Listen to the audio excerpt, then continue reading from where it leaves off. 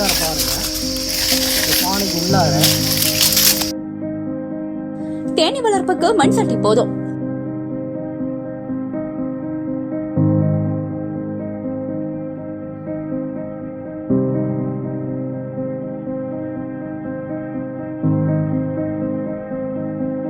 காட்டு தேனீக்களை ஈர்க்கும் new technique.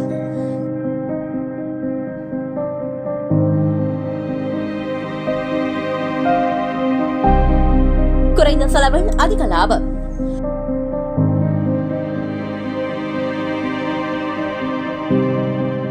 பெட்டி செலவில்லாமல் எளிய முறையில் தேனீ வளர்ப்பு.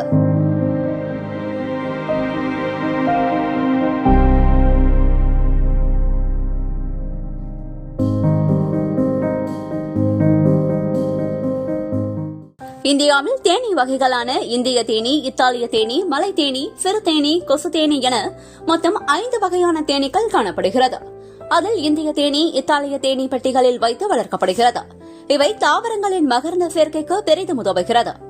இந்த தேனீக்கள் மூலம் மகர்ந்த சேர்க்கை நடப்பதால் பயிர்களின் தரம் மற்றும் விளைச்சல் 20% முதல் 40% வரை அதிகரிக்கிறது. இதனை பெட்டிகளில் வைத்து வளர்க்க விவசாயிகள் ஒரு பெட்டிக்கு 2000 ரூபாய் வரை செலவு செய்ய வேண்டியுள்ளது. பெட்டி வளர்ப்புக்கு பதிலாக இந்திய தேனீக்களின் காட்டுக்கூட்டங்களை ஈர்த்து குடியேற செய்வதில் எளிய சுடுமண் பானை தொழில்நுட்பத்தை சிவகங்கை மாவட்ட வேளாண் கல்லூரி மற்றும் ஆராய்ச்சி நிலையம் கண்டுபிடித்துள்ளது. இந்திய தேனீ இனங்களான ஏபிஎஸ், சொரணா, இண்டிகா போன்றவை வளர்க்க மற்றும் தேனீக்களை பெருக்க இயற்கையாக கூடு அமைக்கும் பொந்துகளை ஒத்திருக்கும் களிமண் பானைகள் இதற்கு பயன்படுத்தப்படுகின்றன.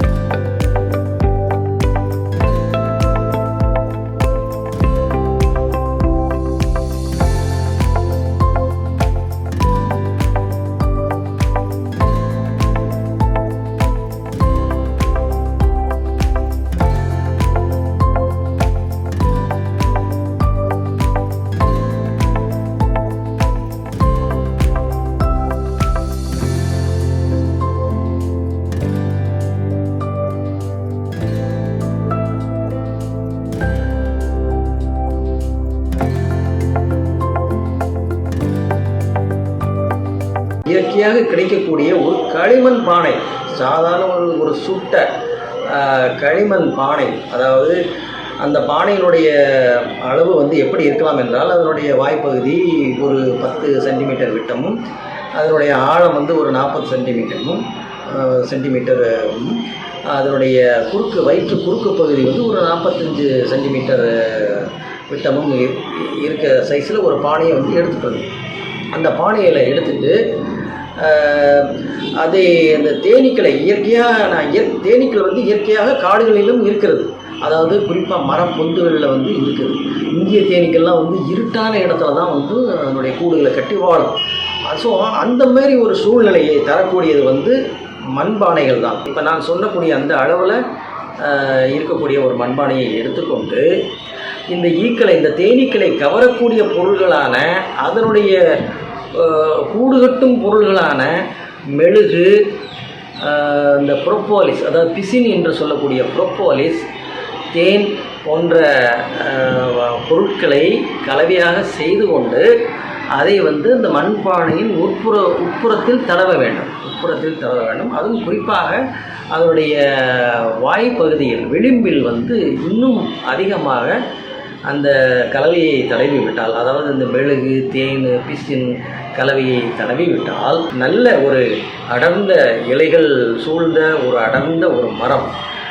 குறிப்பாக நம்ம விவசாயிகளுக்கு மரங்கள் அப்படின்னு பார்த்தீங்கன்னாக்கா, அதாவது பயிர் மரங்கள்னு பார்த்தீங்கன்னாக்கா உங்களுக்கு மாமரம் இருக்குது, கொய்யா மரம் இருக்குது, சப்போட்டா மரம் இருக்குது, இந்த மாதிரி முருங்கை மரம் இருக்குது, எத்தனையோ வகையான மரங்கள் இருக்கிறது. அந்த மரங்களில் நிறைய இலை இருக்கக்கூடிய பகுதியில், நிழல் இருக்கக்கூடிய பகுதியில், வெயில் அதிகமாக இல்லாத பகுதியில், காற்றுகளால் பாதிக்கப்படாத ஒரு திசையில் குறிப்பாக காலையில் வந்து கிழக்கு திசையிலிருந்து சூரிய வெளிச்சம் வர்றது மாதிரி ஒரு சரியான ஒரு ஆங்கிளில், ஒரு கோணத்தில் அந்த பானைகளை தலைகளாக அல்லது ஒரு 25லேருந்து 30 டிகிரி ஆங்கிளில் தலைகளாக கவிழ்த்து நன்றாக பாதுகாப்பாக அதை வைத்து விட்டால், சுடுமண் பானைகளில் தேனீக்கள் வளர்ப்பதன் மூலம் மா, கொய்யா, சப்போட்டா, மாதுளை மரங்கள், பயறு வகைகளில் விதை மற்றும் காய்கறி உற்பத்தி, பூசணிக்காய், வெள்ளரி உள்ளிட்ட கொடி வகை காய்கறிகளின் மகசூலை பெருக்குகின்றன.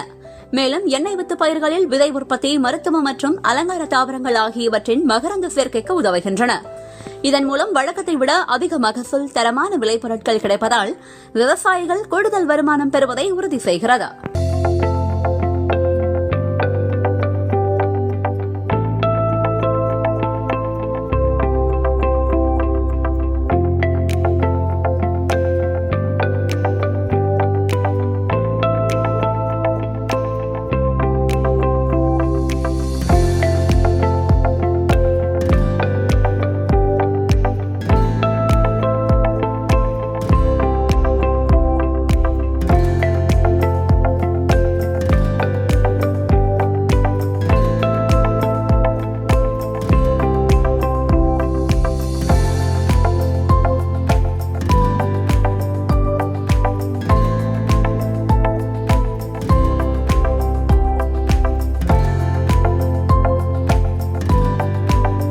காட்டுப்பகுதிகளில் இருந்து, மரப்பொந்துகளில் இருந்து பிரிந்து வரக்கூடிய அந்த இந்திய தேனீ கூட்டங்கள் வந்து இந்த பானையில் வந்து உள்ளுக்குள்ளே வந்து ரொம்ப நம்ம அது இதமாக இருக்கிறது என்று அது வந்து உள்ளே வந்து செட்டிலாக ஆரம்பித்தோம். அப்புறம் அதனுடைய கூடுகளை கட்ட ஆரம்பித்து அங்கே வந்து அதனுடைய கூடுகளை பெருகும். அதை கூடு கட்டும்போது அது மெழுகு உற்பத்தி பண்ணும், கூடை கட்டும். அதில் வந்து ராணி உற்பத்தி ஆகும். ராணி வந்து முட்டையிடும். முட்டையிலேருந்து புழு வரும். புழுக்களுக்கு வந்து உணவாக சேகரிப்பதற்கு வேலைக்கார தேனீக்கள் வந்து வெளியில் சென்று மகரந்தம், தேன் இதெல்லாம் சேகரித்து கொண்டாந்து அப்படியே பழுகி போயிடும். இந்த பானை முழுவதுமாக அடுக்கடுக்காக, அதாவது இந்திய தேனீ என்றால் அடுக்கடுக்காக அதனுடைய கூடுகளை கட்டும்.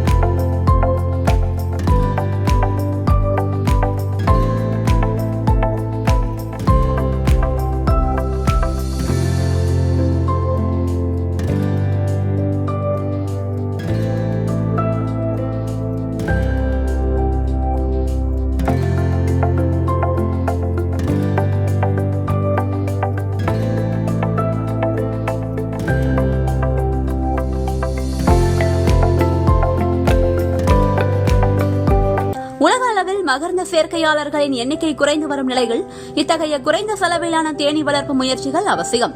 இந்த முறைக்கு மிக குறைந்த முதலீடு மட்டுமே தேவைப்படுவதால் விவசாயிகள், தோட்டக்கலை ஆர்வலர்கள், கல்வி நிறுவனங்கள் எளிதில் பின்பற்றலாம் என ஆராய்ச்சி மைய பேராசிரியர் தெரிவித்தார். விவசாயிகள் வந்து செய்து பயன்பெறுமாறு அன்புடன் கேட்டுக்கொள்கிறேன்.